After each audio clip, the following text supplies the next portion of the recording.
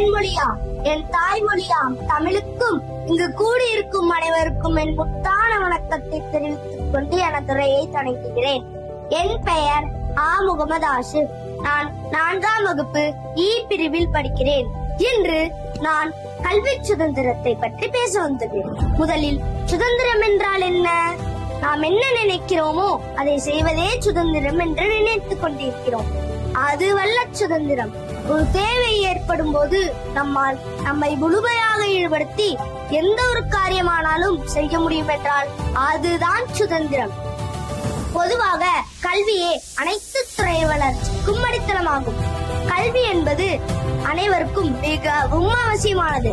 கல்வி சுதந்திரம் என்பது ஒரு ஆசிரியருக்கு கற்பிக்கும் உரிமையும் வெளிப்புற தடையீடுகளால் தடையின்றி கல்வி அமைப்பில் கற்கும் மாணவர் உரிமையும் ஆகும். இதன் மூலமே